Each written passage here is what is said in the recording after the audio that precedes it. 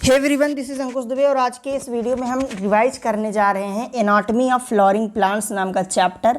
तो चलिए, quick revision है। अगर आप पहली बार पढ़ रहे हैं तो ये वीडियो स्किप कर दो और चैप्टर को डिटेल में पढ़ के आओ। यहाँ पे हम केवल इस चैप्टर को जल्दी जल्दी रिवाइज करेंगे। एनसीईआरटी के सारे पॉइंट्स रिवाइज हो जाएंगे और रिवीजन पर्पज़ के लिए ये वीडियो काफ़ी हेल्पफुल है, काफ़ी पावरफुल है। तो चलिए स्टार्ट करते हैं। तो सबसे पहले यहाँ पे आता है कि एनाटॉमी क्या होती है। एनाटॉमी होती है study of internal structure of plants. तो प्लांट्स के इंटरनल स्ट्रक्चर की स्टडी को एनाटॉमी कहते हैं। और इंटरनल स्ट्रक्चर्स भी एडेप्टेशन शो करते हैं डाइवर्स कंडीशन में। तो एडेप्टेशन केवल आउटर या एक्सटर्नल स्ट्रक्चर में नहीं होती है, इंटरनल स्ट्रक्चर्स भी एडेप्टेशन शो करते हैं। ठीक है, now coming to the definition of tissue. तो टिश्यू क्या होता है? टिश्यू होता है groups of cells having a common origin usually performing a common function. Common origin होता है और कॉमन फंक्शन होता है ग्रुप ऑफ सेल्स का, उसे हम टिश्यू कहते हैं। स्ट्रक्चर सिमिलर हो भी सकता है और डिफरेंट भी हो सकता है। टिश्यू के टाइप देखोगे तो प्लांट्स में जो मेनली टिश्यू को क्लासीफाई किया गया है, क्लासिफिकेशन देखना है तो दो टाइप है मेनली, मेरिस्टेमेटिक और परमानेंट। मेरिस्टेमेटिक टिश्यू में जो सेल्स होते हैं वो डिवाइडिंग होती हैं, लगातार डिवाइड करती रहती हैं।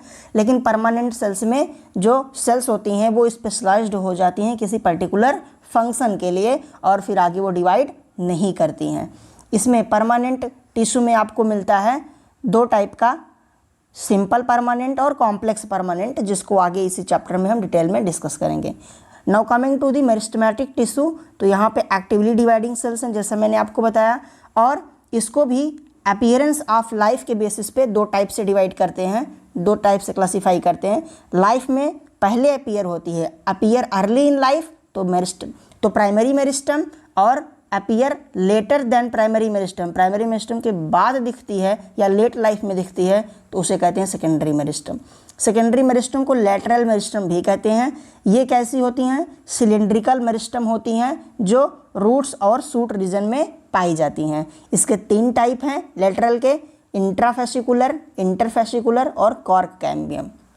ठीक है, इंट्राफेसिकुलर कौन सी होती है? जो जाइलम और फ्लोएम के कंजॉइंट वैस्कुलर बंडल के बीच में होती है, found between xylem and phloem in A conjoint vascular bundle. और जो इंट्राफेसिकुलर होती है, इंटरफेसिकुलर, वो दो वैस्कुलर बंडल के बीच में होती है।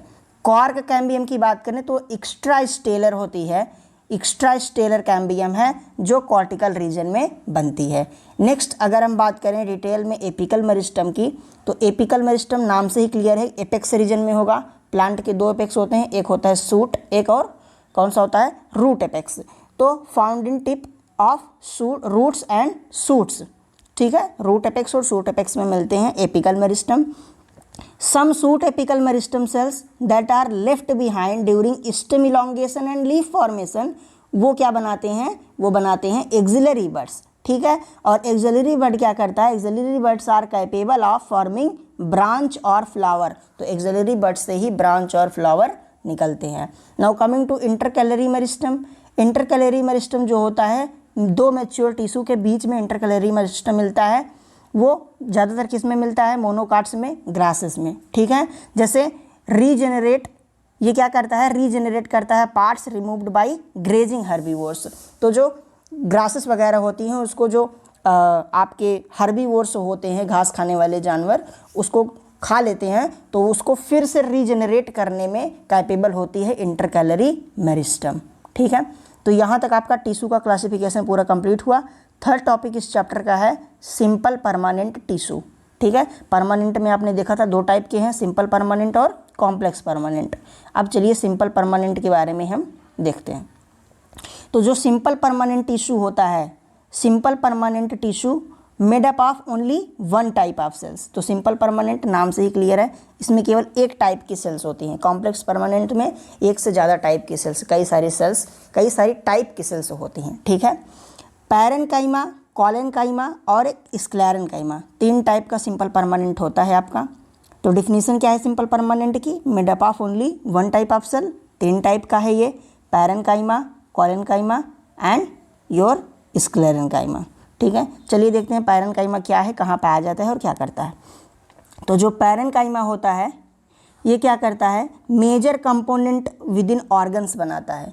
तो प्लांट्स में मेनली क्या है आपका, सबसे ज़्यादा पाया जाने वाला पैरेन्काइमा है। Spherical, Oval, round, polygonal, elongated shape का हो सकता है। ये थिन वॉल्ड होता है और लिविंग होता है। पैरेन्काइमा कैसा होता है, लिविंग मटेरियल का बना होता है, थिन वॉल्ड होता है। इसकी सेल वॉल किसकी बनी होती है, सेलुलोज की बनी होती है। और इसमें स्मॉलर इंटरसेलुलर स्पेसेस भी होते हैं। ये देखिए इंटरसेलुलर स्पेस आपको दिखाया गया है, दीज आर पैरेन्काइमा सेल्स, ठीक है।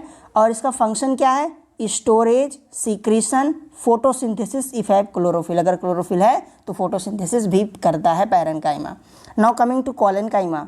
Collenchyma occurs in layers below epidermis, तो एपिडर्मिस के नीचे होता है और लेयर्स में प्रेजेंट होता है। इसका शेप भी ओवल, स्फेरिकल, पॉलीगोनल हो सकता है।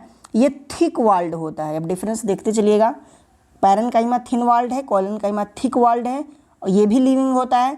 और corners of cells deposited with cellulose, hemicellulose और पेक्टिन, इसके कॉर्नर्स पे सेलुलोज, हेमीसेलुलोज और पेक्टिन होते हैं इसके सेल्स के, इसीलिए थिकेंड कॉर्नर्स होते हैं। कैसे कॉर्नर्स होते हैं, these cells have thickened corners. ये आपका प्रोटोप्लाज्म में दिखाया गया है, वैक्यूल और सेल वॉल, ठीक है। तो थिकेंड कॉर्नर्स क्यों है, क्योंकि इसके कॉर्नर पे सेलुलोज, हेमीसेलुलोज, पेक्टिन डिपॉजिट होता है। इंटरसेलुलर स्पेस नहीं होती है इसमें, किसमें होती है इंटरसेलुलर स्पेस, केवल के केवल पैरेन्काइमा में।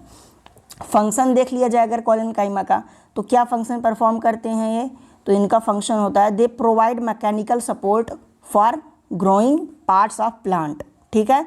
और क्या करते हैं, may perform photosynthesis if cells contain chloroplast, तो कभी कभी ये भी फोटोसिंथेसिस परफॉर्म कर देते हैं जैसे कि पैरेन्काइमा करते हैं, ठीक है। ये भी लिविंग होते हैं पैरेन्काइमा की तरह, ठीक है। Now coming to sclerenchyma, last but not the least is sclerenchyma. ये होते हैं लॉन्ग नैरो सेल्स होते हैं और थिक लिग्निफाइड वाल होते हैं। तो इसमें वाल कैसी होती है, लिग्निन का डिपोजिशन होता है, ठीक है। लिग्निन एक डेड मटेरियल है, इसलिए ये पूरा स्क्लेरेन्काइमा क्या हो जाता है, डेड होता है, ठीक है। May be elongated and pointed, elongated होते हैं और पॉइंटेड होते हैं, ठीक है, लास्ट में। और स्क्लेरेन्काइमा फाइबर्स जो आपके होते हैं, स्क्लेरेन्काइमा फाइबर्स के बारे में बताया गया है कि ये इलोंगेटेड होते हैं और पॉइंटेड होते हैं, दीज आर स्क्लेरेन्काइमा फाइबर, ठीक है। इसमें थिक सेल वॉल है और ल्यूमेन है। और ये आपका मे बी स्फेरिकल, ओवल और सिलेंड्रिकल, ये स्क्लेराइड्स होते हैं। तो अगर इलोंगेटेड और पॉइंटेड है तो स्क्लेरेन्काइमा फाइबर है, और अगर ऐसे स्फेरिकल, ओवल है, सिलेंड्रिकल है तो उसे कहते हैं स्क्लेराइड्स। इसमें पिट्स होते हैं। Common in fruits, nuts, pulp of guava, pear and sapota. तो ये बहुत इंपॉर्टेंट है, किसमें किसमें पाया जाता है स्क्लेराइड्स वगैरह, ये पाया जाता है fruits, nuts, pulp of guava, pear, sapota, ठीक है। फंक्शन क्या है इसका, मैकेनिकल सपोर्ट इसका फंक्शन होता है। तो ये फर्स्ट पेज इस चैप्टर का हमने इसमें डिस्कस कर लिया। अब इस चैप्टर को टोटल 3 पेज में दिया है मैप्स में, और हम इसको छोटे छोटे 3 वीडियो में कंप्लीट करेंगे। तो ये पहला आपका कंप्लीट हो गया, मिलते हैं नेक्स्ट में। इस चैप्टर को पूरा कंप्लीट करिए, रिवाइज करते रहिए, और इस चैप्टर से आने वाले सारे क्वेश्चन आपके नीट के बन जाएंगे for sure. Thank you very much, wish you all the best.